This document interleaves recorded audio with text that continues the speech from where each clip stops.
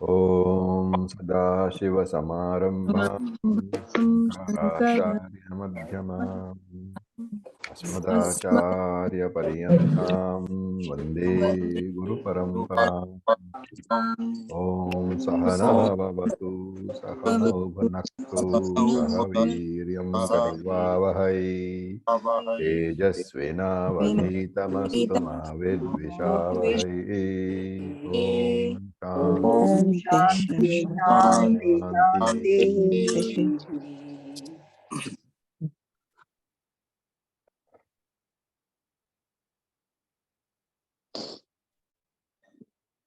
Okay, so we will continue from where we left off.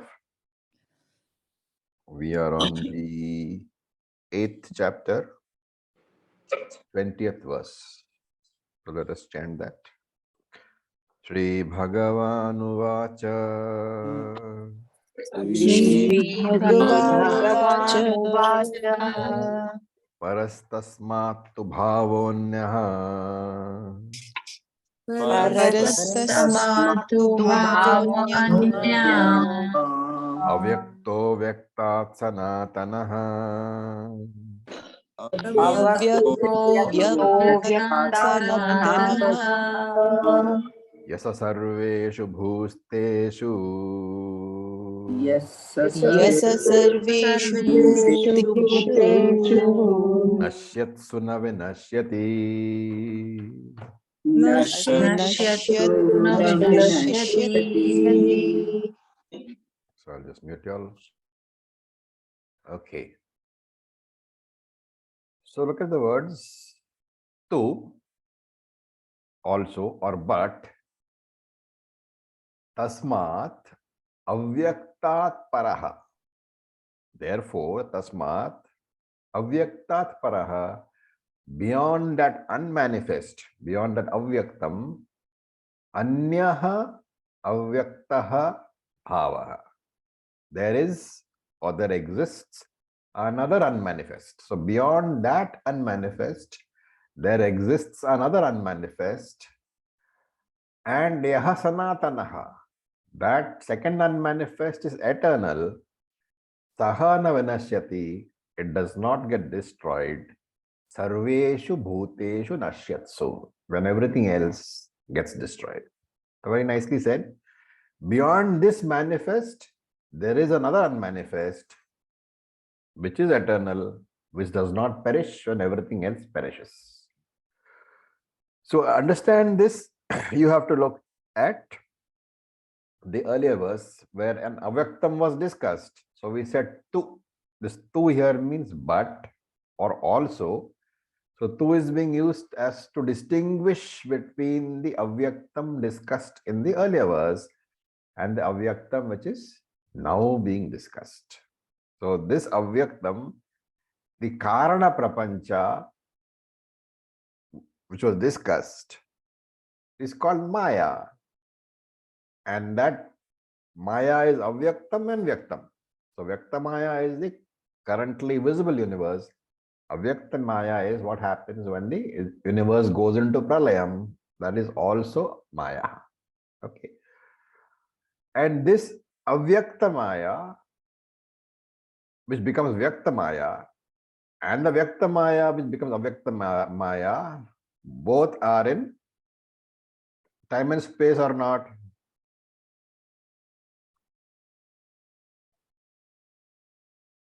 Both avyakta maya and vyakta maya are within time and space. Remember that always. Yes. Right? So Krishna says here, tasmat avyakta paraha. Beyond both these, beyond that vyakta maya, beyond that avyakta maya, tasmat avyakta paraha, beyond that, anyaha avyakta bhavaha. There is another avyaktam, which is what? Brahman alone, which is the witness of the both the prapanchas, both the avasthas of maya, avyaktam and vyaktam, the pralayam part of maya and the jagat part of maya, both of them are witnessed by this Brahman. And this witnessing Brahman, the witnessing consciousness, cannot be said to be within the field of what is being witnessed. Remember, the seer will never be in the field of the seen. Why? Because he is the seer. Therefore, the witnessing consciousness is different from what is being witnessed, which is what is being witnessed, Avyaktamaya and Vyaktamaya. So the observer is different from the observed, what is being said, right? And to understand this, we can also think of our own experiences. So in the Jagrata Avastha, there is, or what I see is the material world. The Vyakta Maya I see, the Vyakta Jagat I see, and this Vyakta Jagat is subject to time and space, right?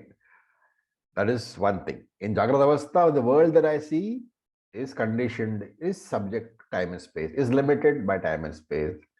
And when I go into Swapna Avastha, there also I experience a world. I means not the waker. The waker who has projected the dreamer, that dreamer experiences a very, very real material world, which is also subject to time and space, also limited by time and space. Therefore, in Jagrata Avastha, I, the waker, am experiencing a world which is subject to time and space, limited by time and space, conditioned by time and space. In the Swapna Avastha, the dream state also, I, the dreamer, experience a very real dream world, which is also limited, conditioned by time and space. What about when I go to Sushupti Avastha?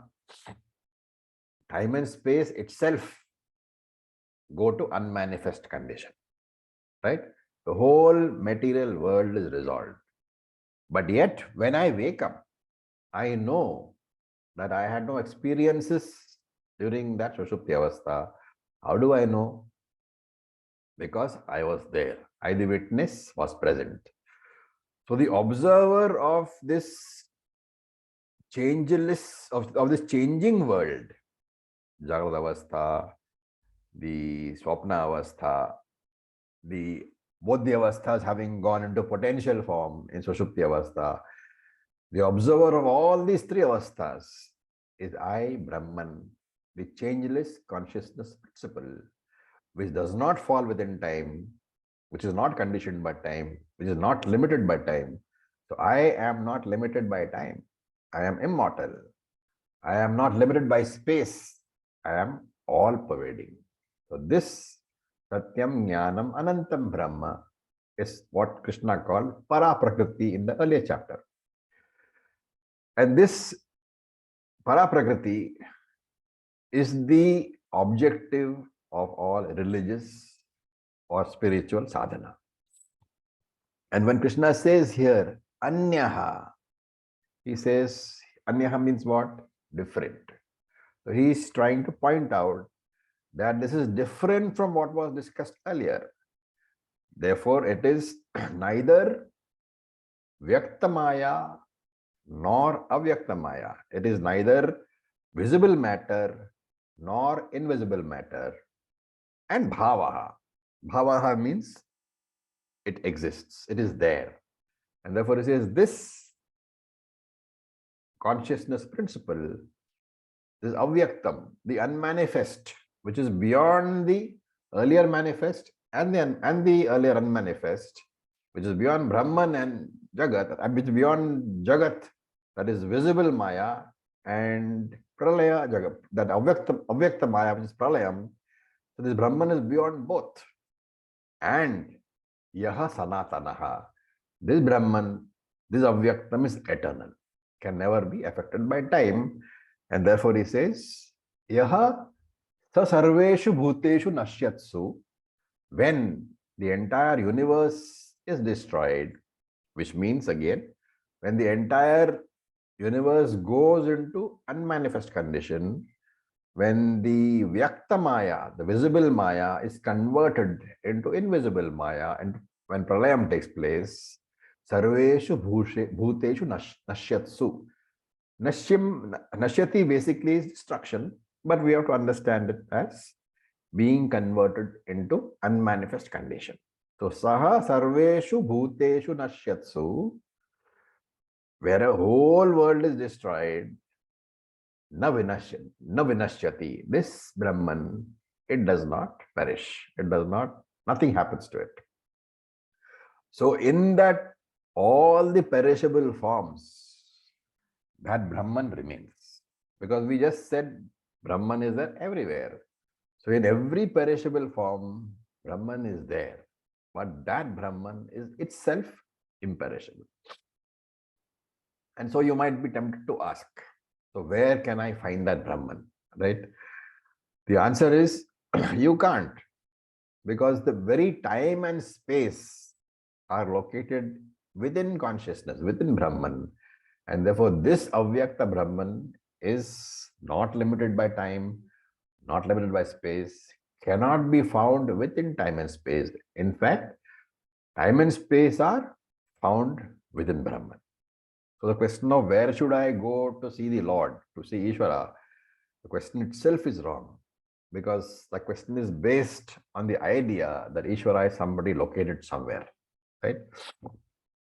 Okay, this is a idea which is not explained too much in the Bhagavad Gita, because Bhagavad Gita is supposed to be a lower course. Maybe it's the school leaving course, while Upanishads are the graduation. So Krishna just drops the hint over here, saying that this Brahman is beyond time and space, is beyond Avyakta Maya, is beyond Vyakta Maya. And what is that? We will come to that when we look at the Upanishads. And it is from here, this Avyakta Ishvara, that we have got our definition of consciousness. What is that? Not a part, product, property of the body-mind, independent entity, not limited by the boundaries of the body. That consciousness survives the destruction of the body-mind complex. And after the destruction of the body-mind complex, that surviving consciousness is not available for transactions. Why? Because for transactions, the reflecting medium is necessary. And because of the destruction of the reflecting medium, the surviving consciousness does not get destroyed. It is simply not available for transactions. Okay, very, very beautiful verse. Now we look at the next verse, verse number 21. So please unmute yourself. Avyaktokshara ityuktaha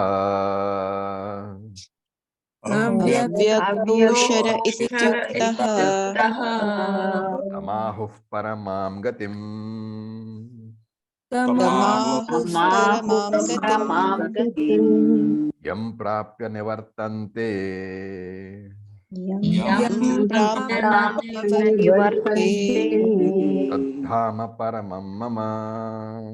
tadhama paramam mama.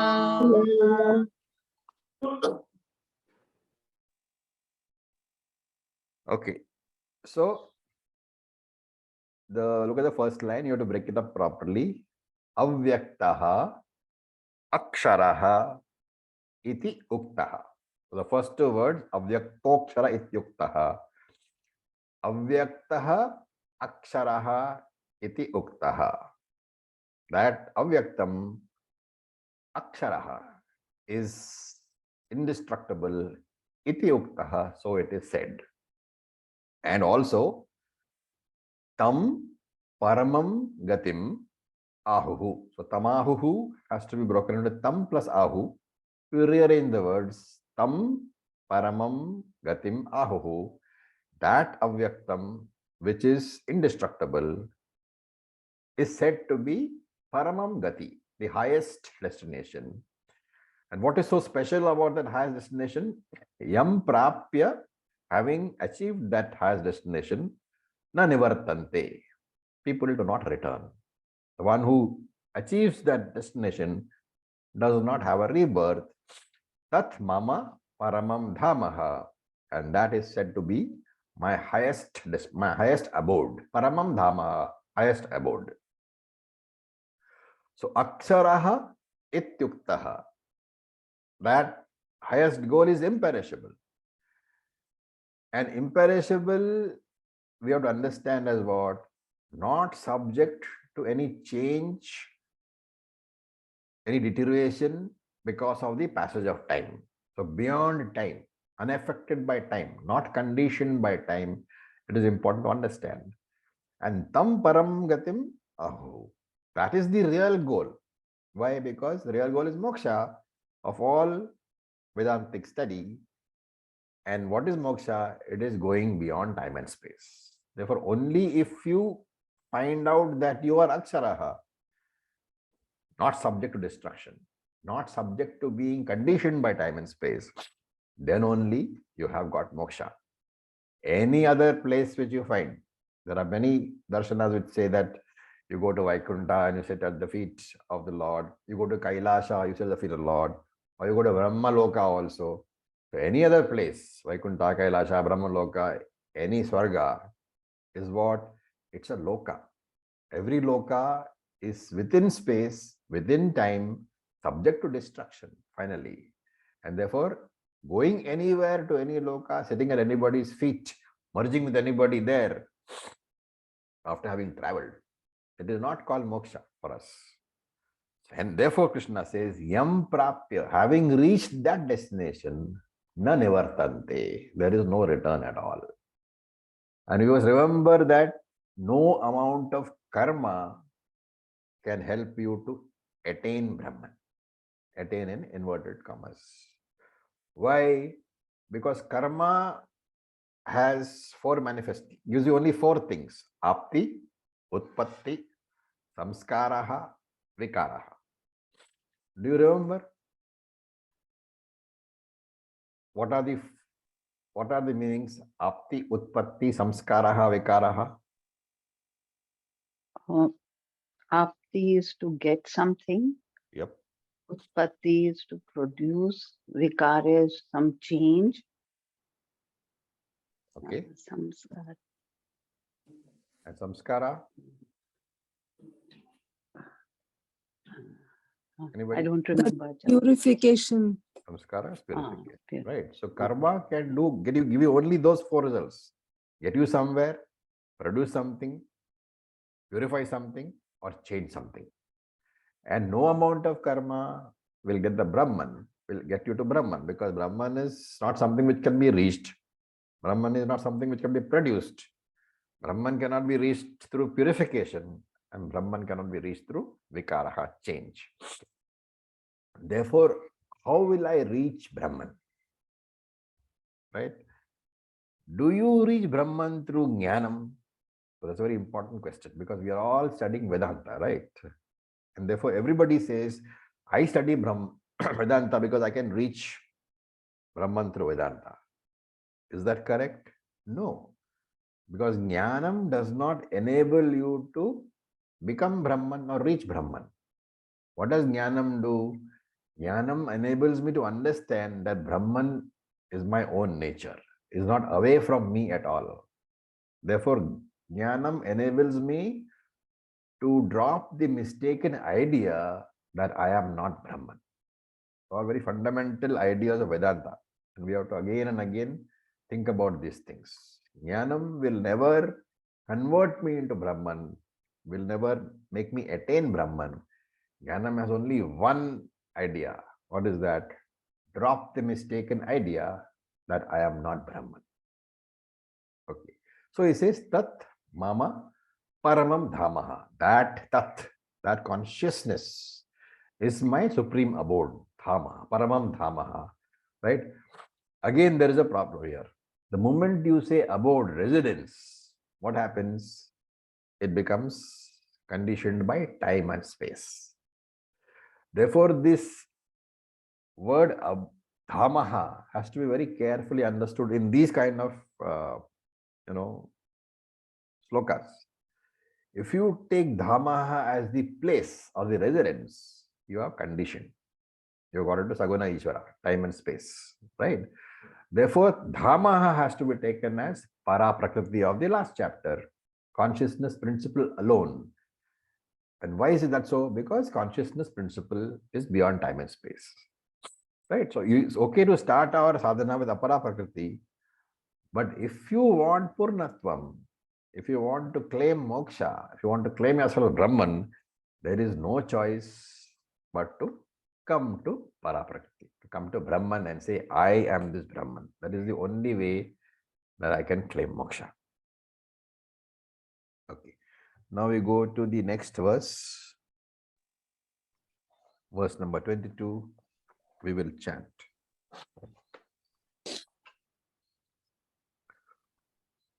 Purushassa parah partha पुरुषः परपार्थ bhaktya labhyasvananyaya भक्त्या लभस्वनन्यया yasyantasthani bhutani यस्यान्तस्थानि भूतानि yena sarvamidam tatam.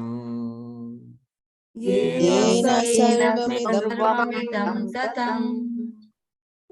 Okay. So,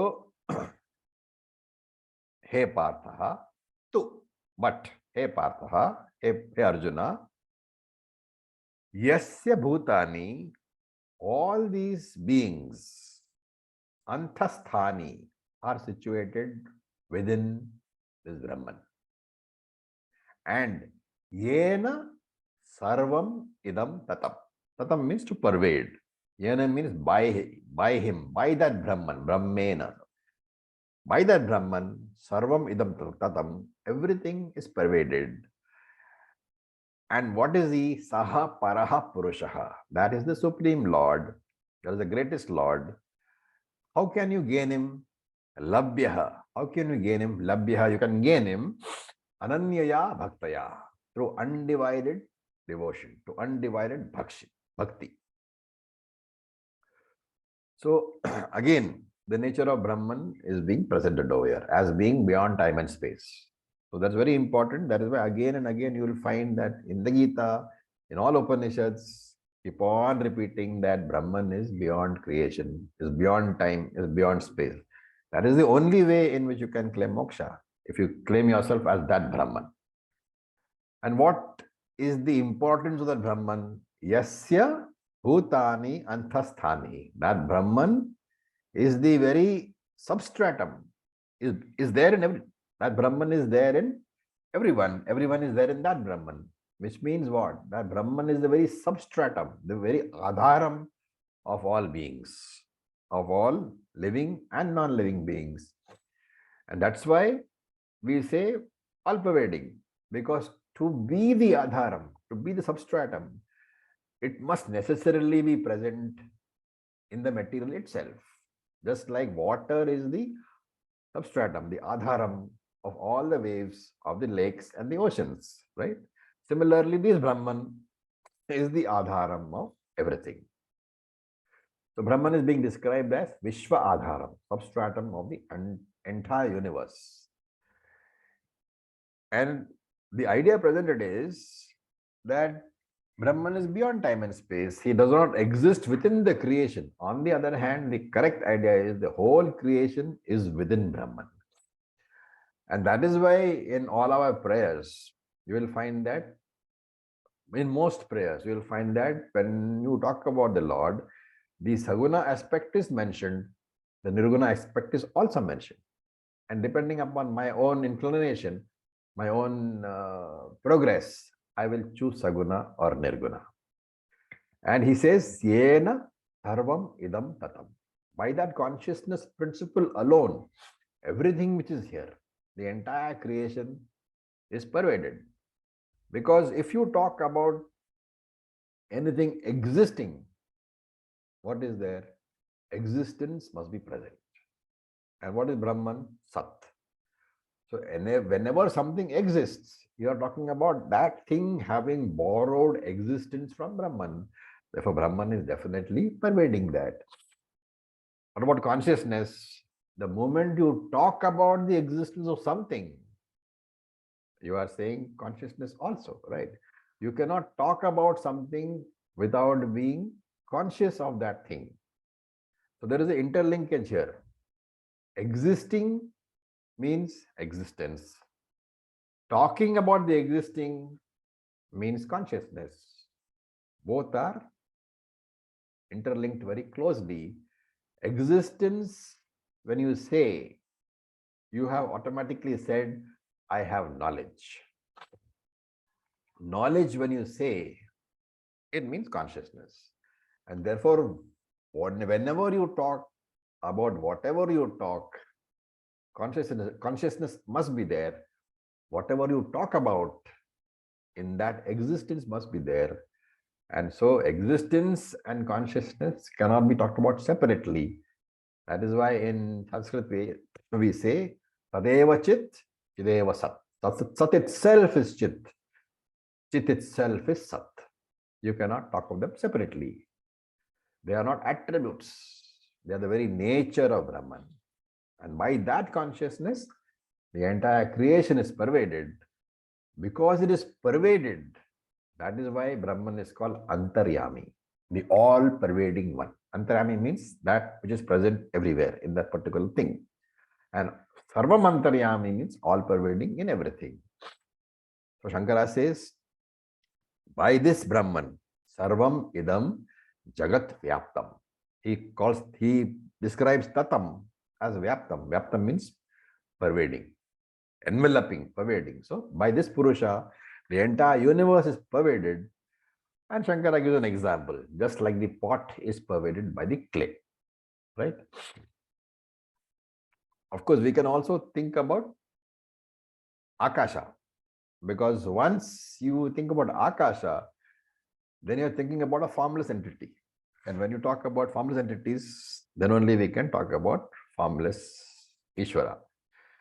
If your idea is that Bhagavan is a entity with a location, then you are a junior student, you are a beginner student.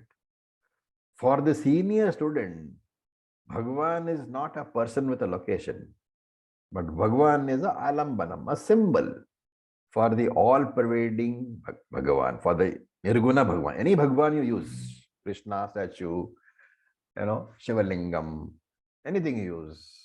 For the senior student, that represents a symbol on which Nirguna Brahman is being invoked, the Alambanam. Then Ananya Bhaktya Labhya. So Anya means something else. Ananya means not having anything else. So this bhakti must be Ananya Bhakti. Okay. When having said Ananya Bhakti, let me ask a question. Supposing you are very deeply devoted to, let us say, Lord Krishna or Lord Vishnu, and you have been doing puja since your childhood, right? It's very deep, very strong devotion. And there is no other Ishvara for you but Krishna. Is that, Krishna here is Saguna Brahman, right? So is that Saguna Bhakti, Ananya Bhakti? Because you are completely devoted. There is no other Ishvara for you.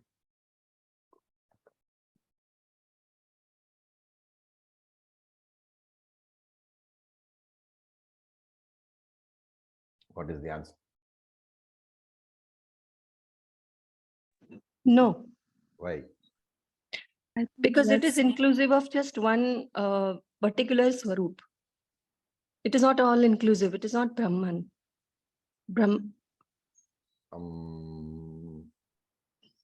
I think yes. If you are saying Brahman is, if you say something is not inclusive of Brahman, that is not correct, right? Because Brahman is all-pervading. No, but the person who's thinking it's only Lord Krishna is the only one, then not the others. Then it is excluding the other Swarup or other existence. It is still finite because it's limited to a form. Okay, but I need an answer based on this. Ananya Bhaktya Labhya. Ananya. How do you interpret the word Ananya in this example of a very strong devotee of Krishna? Krishna is everywhere, in everyone. Ananya. Yeah, the identity is the same, the worshipper and the worship. Very good. So Ambarish, thank you for that. Ananya Bhakti is not there because there is you, the worshipper, and there is Anya, other one, who is Krishna. Ananya Bhakti can only come when the worshipper and the worshipped are the same. So that's why I mean Ananya Bhaktya. Very, very important distinction. Ananya Bhakti doesn't mean Bhakti only to one form. Because Bhakti only to one form is still dualistic. It's still Dvaitam. Because you are there as the worshipper and Saguna Ishvara is there as the worshipped. Wherever Saguna Ishvara is there, there is never Ananya Bhakti. It is always Anya Bhakti. And to Anya Bhakti, you can never get moksha. So here he is saying that Ananya Bhakti means that there is nobody else other than you. You have recognized the aikyam between you and the Lord. You know that you are the Lord. That is Ananya Bhakti. That is Jnana Bhakti. Shankara defines Ananya Bhakti differently. He says Ananya Bhakti means Jnana Lakshanaya Bhaktaya. The one whose bhakti is because of Jnanam, Jnana Lakshanaya. His bhakti is not bhakti because of the way he has been brought up, Karma Kanda. His Karma Kanda bhakti may have been there originally. It has now morphed. It has become Ananya Bhakti. Karma Kanda bhakti is always Anya Bhakti because there is you and the Lord. And then you come to Jnanam, you come to Vedanta. Vedanta teaches you that there is nobody else other than you. And that is called Jnana Lakshanam. So Jnana Bhakti, Bhakti arising out of Jnanam. And what is that Jnanam? Aham Brahma Asmi. Bhakti arising out of that Jnanam, that is called Ananya Bhaktaya. Okay. We saw this in chapter 7 also. Tesham Jnani Nitya Yuktaha Eka Bhaktir Vishishyate Priyohi Jnanino Arthyam Aham Sa Chamama Priyaha. Now Ananya Bhakti, the Ananya Bhaktaha can be nobody but the Jnani. Tesham Jnani Nitya Yuktaha. That Jnani is always joined with me. That is called Eka Bhakti Vishishyate. That Eka Bhakti, bhakti of only where the worshipper and the worshipped are not different. That bhakti is called Ananya Bhakti. And so he says Saha Paraha Purushaha. That Saha, that consciousness principle, that Brahman is called Purusha Paraha, the supreme Purushaha. Now we have seen the definition of Purusha earlier, but I will just repeat it. There are two definitions of Purusha.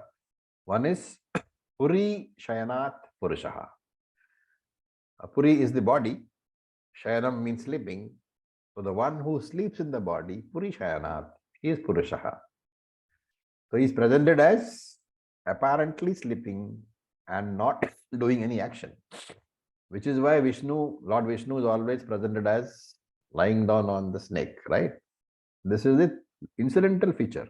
Okay, it's not the Swarupam, it is the incidental feature, Tadastha Lakshanam, a definition defining Brahman in connection with somebody else, something else. So that is Puri Shayanat, the one who sleeps in the body. Brahman is the one who sleeps in the body. So that definition is using Brahman in connection with the body, the Puri. That is why it is Tathastha Lakshanam. Because really speaking, whether the body is there or not, Brahman is still there, right? That is why it's incidental feature. Then the other one is Purnatvat Purushaha. Purnatvat means due to being Purnam, due to being complete. This is the Swarupa Lakshanam. The earlier one was in connection with the body may come, the body may go. Therefore, it has to be Tathastha Lakshanam. This one is Purnam, completeness. It is telling us the nature of Brahman. Brahman is complete by itself. Therefore, Swarupa Lakshanam. That is why we chant Purnamada Purnamidam. Any way you look at Brahman, as Brahman or as the universe, that Brahman is Purnam only. Okay, right? So these are two ways of perceiving Brahman, either as Nirguna Brahman or as Saguna Brahman. We are not saying Saguna Brahman is wrong, right? We are saying there are two types of perceptions. One is Tathastha Lakshanam, the one who sees Brahman in the body. So there is a body, there is a form, and therefore that is a Upasaka. It's Saguna Brahman. Anybody who is worshipping Saguna Brahman is a Upasaka, not a Jnani. The one who knows that Brahman is not different from himself. So Swarupa Lakshanam is the Jnani. So Tathastha Lakshanam has to be connected to Saguna Brahman to be connected to Upasaka. Swarupa Lakshanam has to be connected to Nirguna Brahman to be connected to Jnani. The Jnani is the one who perceives the Swarupa Lakshanam, the Nirguna Brahman. Upasaka is the one who worships Tathastha Lakshanam, Saguna Brahman. Okay. Now, here at this point in his commentary, Shankara gives a small introduction to the next few verses, right? Next 4 verses to be exact. And he says, these verses discuss the Upasakas. And if you remember what we have said in the past, in this chapter, what kind of Upasakas are we talking about?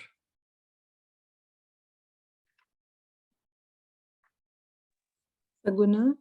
Saguna. Saguna, okay, but a little more specific. Manda and Madhyama.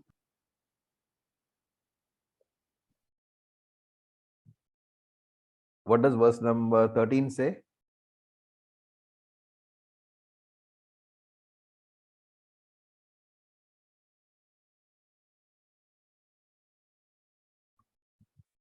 So he is discussing it says, right? Om iti ekaksharam brahma vyaharan.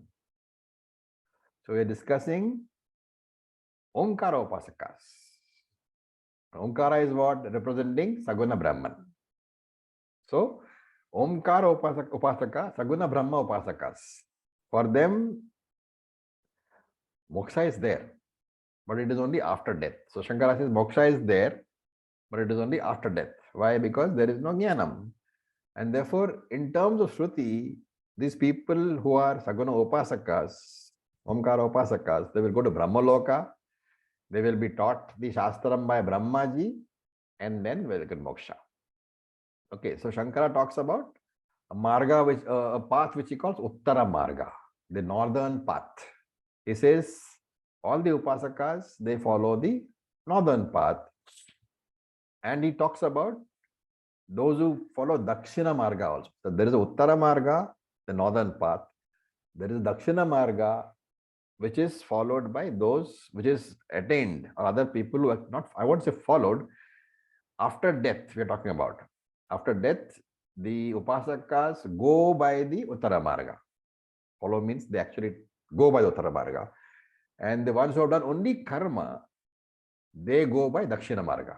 So rather than use the word follow, let us say the route taken by them is this. Upasakas take the Uttara Marga, the northern path, and karmis, those who have done very good karma according to Shastram, but no upasana, they take the Dakshina Marga. So there are two paths are pointed out. And two paths means there are two different types of consequences, two different types of phalam. One phalam is following the path, going to Brahmaloka, no return, right? One phalam is following the path and then enjoyment after the destination and followed by return, right? Incidentally, that is the reason in our culture, you do not place your head in the southern direction. Because southern direction symbolizes samsara. And you have your death and come back. So it symbolizes another death. That is why Dakshina is inauspicious, because it means that you go and you come back. Coming back means another time you're going to be dying, right? And therefore, we don't place our head in a direction. The northern direction symbolizes moksha. Therefore, you'll find that Vastu Shastram says place your head that side, northern side. Got nothing to do with, Vedanta, but still. Okay, let's do one more verse. Number 23. So Acharya-ji, I have a question, may I ask? Yes, please. So you just talked of the two margas, northern, Uttara and Dakshina. So are they both referring to the Shukla Gati? No, Are they both? Shuklagati is Uttara Marga. Okay, so then one is Shukla Gati, the other is Krishna Gati. Krishna Gati. Krishna Gati is Dakshina Marga. Okay, thank you. Okay, so we look at verse number 23. We will chant. Yatra kale tvanavrityam Yatra kale avrittim chaiva yoginaha Avrittim chaiva yoginah prayata yanti tam kalam prayayantam kalam vakshyami bharatarshava. Vakshyami bharatashava. Okay, so he says, hey Bharat Arshabha. Arshabha is a bull. Bharat Arshabha. Bharata here is referring to the Bharata race where he was born. Arjuna was born. So, hey Bharat Arshabha, hey bull among the Bharatas, which you have taken his most prominent person among the Bharatas. Two, but yatra kale, by which paths. Now here the word kalaha is used, okay? And normally, what is the meaning of kalaha? Time. But as I'll point out later, there are any amount of discussions by acharyas, including very detailed discussion in Brahma Sutra, where it is pointed out that the word kalaha here cannot be paths. Why and what? What is the reason for all that? We'll come to. Right now, just take it as kalaha means path, not a time, not time. It's marga. Kalaha means marga, path. So yatra kale prayataha, by which path the yoginaha eva yanti prayataha, that path departing by which, yatra kale prayataha, that path departing by which yoginaha eva yanti, yogis indeed attain what? Anavrittim, the world of non-return, and cha avritim, also the world of return. Tam kalam vakshyami, I shall tell you about these two paths. So Krishna is saying that there are two paths, two margas, having two different, obviously each marga has a particular destination. That is why it's called a marga, a path. So there are two margas, two paths, and obviously two destinations. And prayataha, prayata means traveling. So traveling by which of these paths? Traveling by one path, you go to a place of return. Traveling by another path, you go to a place of no return. So yoginaha here means the sadhaka. Sadhakas have two types of paths to travel by. Traveling one path, they come back to the world. Traveling another path, they do not come back at all.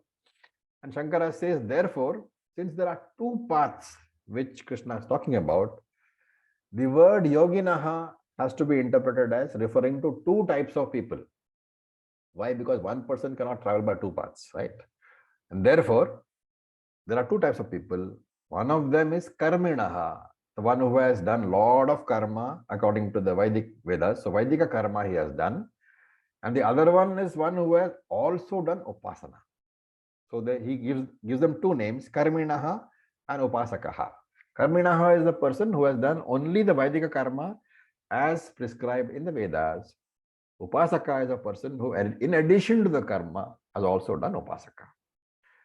And therefore, upasaka, since they do upasana along with karma, the additional upasana gives them superior punyam. While the karminaha, because they do only the karma, only the rituals, therefore the punyam is of a lower quality. So question can come up over here. Why does Krishna use the word yogi for a karmi? So Shankara refers to third chapter where he says that karma yogena yoginam. So he says they are called karma yogis. In our language, we call them karma yogis. There is nothing wrong in calling karmi also yogi because he has got Ishvara in his focus and therefore he's called a karma yogi. Okay.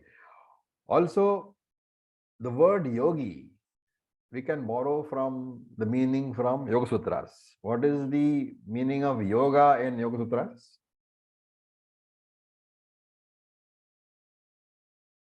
What is a very famous sutra? Yoga Chitta Vritti Nirodha. Yoga Chitta Vritti Nirodha. Means yoga or yogi is the person who can concentrate, right? Now, going by that, there are a lot of people who argue that you cannot use the word karma yoga. The combination of the two words karma and yoga cannot be used because it is not logical. Why? Karma means action and yoga means concentration, right? So the mind is extroverted and for any action, what happens? There are many factors of action. So in our, those who have done Hindi grammar, you will remember the various karakas, karta, karma, karana, sampradana, etc., apadanam and all that. And therefore, so many factors of action are there. And for karma, the mind has to be able to handle all these factors. The karta is there, the karma is there, the karanam is there, the instrument, the receiver is there, sampradhanam, the locus is there, apadanam. So all these are the various karakas. And to do any action, what is the point at which all these actions are handled? It is by the mind, right? And therefore, since all these karakas have to be handled, these people say that the mind has to be divided because it's got to handle all these karakas. Therefore, the mind is extroverted. It has to be divided, going outwards. While yoga, you are saying, requires introvertedness, concentration. How can you use the word karma yoga together? Such a word doesn't exist at all. I mean, in English, we call it oxymoron, one word contradicting another word in meaning. What is the answer? In How karma yoga, Yeah, yoga refers to the discipline. well, okay, but I'll put it this way, that in karma yoga, as we use, who is central? Ishvara, right? And therefore, the karma yogi has to have Ishvara arpana bhavana. All this we saw in chapter number 3, so I'm not explaining. And therefore, if Ishvara arpana bhavana is the central point, even though the karma yogi is doing different activities, what is always consistent is the remembrance of Ishvara. It's like a mother, right? Mother who is doing various things around the house. She's arranging the cupboard, she's cooking, she's talking to somebody on the phone. But the baby is there. And in and throughout all her activities, the welfare of the baby is prominent. Baby does anything small, you will find that the mother's concentration promptly refocuses there. So if you ever talk to a lady who's got a small child, how does the conversation go? Supposing you're talking on the phone. The conversation will go something like this. Oh yes, I went there and blah blah blah. And suddenly she'll say, no, don't do that, don't touch that, don't do that, don't touch that. Throughout the conversation, you will have that. Don't do that, don't touch that, don't do that, don't touch that. The child is always there in the mind. Correct. That is the idea being conveyed here. Whatever you are doing, Ishvara is always in the mind. Whatever the mother is doing, there is only one focus, one primary overriding focus. What is that? Baby. If whatever the karma yogi is doing, There's only one overriding focus, Ishvara. And therefore, you can say that while the conscious mind is handling all the factors of action, the subconscious mind is focused on Ishvara. And Krishna actually says this in an earlier chapter. If you remember chapter number 3, Mai sarvani karmani sanyasyadhyatma chetasa. He says, you focus your mind on me alone, and by doing so, you surrender all the activities to me. Sarvani karmani sanyastaha. Surrender all the activities to me. Devote all your activities to me. How? Simply by focusing on me with a mind which is not disturbed. So this is the idea being conveyed. Why I said this was, the Shankara brings up the question of whether Karma Yoga can be used together at all. Whether the word Karma Yoga is not an oxymoron, so to say, because Karma means extrovertedness and Yoga means concentration. Both are absolutely different from each other, opposed to each other. He says there is no problem in giving this example of the mother and the baby, or Karma Yogi, Ishvara, and all other activities. So we'll come back to our verse. So he says, Anavrittim, Avrittim eva. So there are two paths, they lead to two goals. Anavrittim, one is from which, Avritti means to come back. Anavritti means from which there is no return. Therefore, it is an infinite goal, which means he becomes Nitya Muktaha. Nitya Moksha he gets. And this is called Krama Mukti.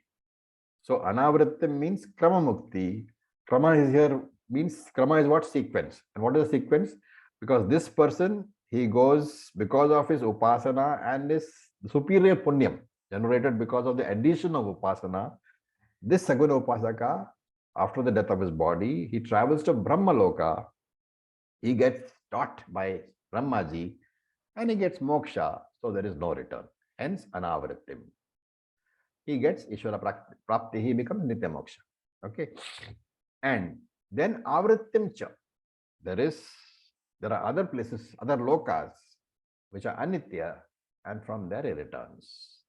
And therefore, Tam Kalam, those two paths, those two margas, Aham Vakshyami, I shall teach you, hey Arjuna. So these two paths are what? So Tam Kalam means Aham Vakshyami, those two margas. Why two margas? Because one is Anavritim and one is Avritim. One leads to a destination from which you return, one leads to a destination from which you don't return. What are those two paths? One path is called Shukla Marga, the bright path. So it is known as Brahma Loka, leading to Brahmaji. It's called Shukla Marga. It's got other names also, which you should know. Shukla Marga is also called Devayanaha. It's called Uttara Margaha. It's called Uttarayanaha. Yana is basically a vehicle, so you can take it as a path also. So Shukla Marga, Devayana, Uttara Marga, Uttarayana, all these are the referring to Shukla Marga. Okay. Then the other one is Krishna Marga, the darker path. Why is it dark?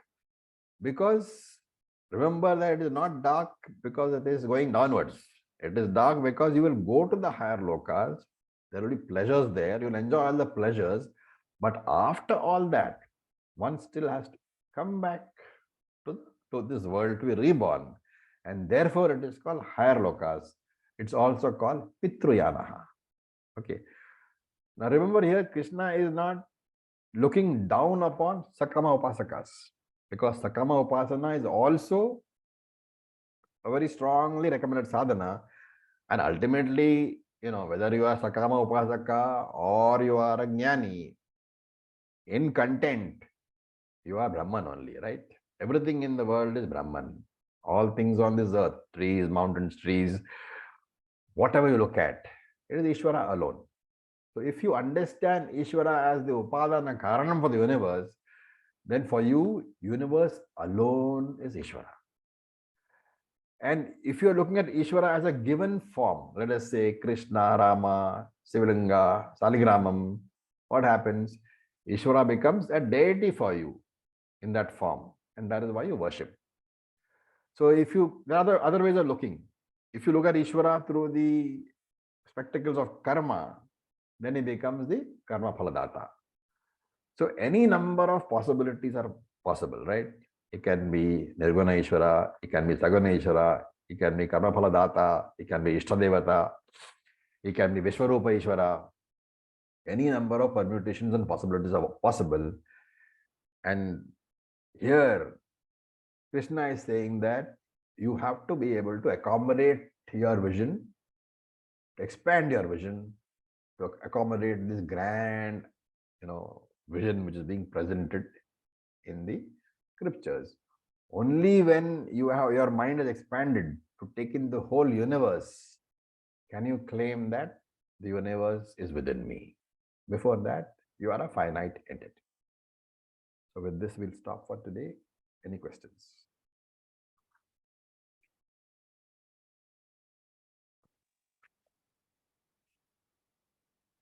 Om Acharya. Yes, Shweta. Acharya, I just wanted to understand, this is about the previous verse. When you said about when we sleep facing the north, that is coming back. And in this verse also we spoke about coming back. So I just wanted to... I said that when you sleep facing the south, you are saying that towards the south is samsara because death is there. Yes. That's why you don't sleep with your head facing the south. Facing the north is supposed to be moksha. I mean, north is supposed to be moksha. That is why it's preferable for people to sit with their heads facing the north. Even direction facing, if you look at Vastu Shastram, direction, the door and all is held by this only. No door should be facing the south. Normally it's facing the north or the east.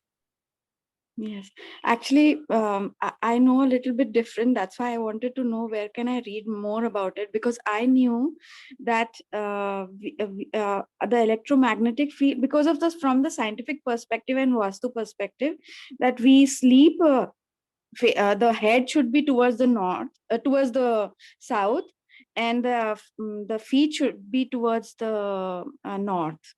So I wanted to know where can I read about it. These are all. See, my basic depth of knowledge is mostly on Shastram. You are talking about Anatma. So my knowledge of Anatma is very, meager. So yeah, of course, sir, of course. But I want to connect because I know a little bit of Vastu Shastra. I'm an architect. Yeah. I mean, I used to be long back. I've studied that. So I wanted to know what is the connection with the Anatma. So can you? I'm saying when you look toward the south, south is the Lord Yama's reign. Lord Yama is supposed to be sitting in the south. And that's why we say that you should not put your head to the south. Okay. Vastu Shastra will not tell you that you have to put your head to the south. If you understood that, then you should reread Vastu Shastra. Yeah, but yeah, of course, it's Vastu Shastra is supposed to be like for samsaris who just want to be. Vastu Shastra is not for samsaris. Vastu Shastra, every shastram is ultimately to give you moksha. Vastu Shastra is saying that this particular angle side is for Lord Yama. So if you want to get moksha, you should not be doing that. Whether it is true or not, we don't know. Just by putting your head to the north, you're not going to get moksha. Of course. But while meditating also we face north or east. The east or the north. East or north, yes. Or north. So that is also one of the... Because the Lord is that side. Yes. Yes. But I want to read more about this. Where can I... Vastu Shastra, I have no idea. Somebody else might, if anybody else interested, they can probably post from the group. Okay, Acharya. Thank you. So with this, we'll stop for today. Om Purnamadav Purnamidam Purnat Purnamudachyate Purnasya Purnamadaya Purnam Eva Vashishyate. Om Shanti Shanti Shanti. Om Tat Sat. Om Namah Shivaya. Thank you for your patience. Thank you, sir. Om. Thank you.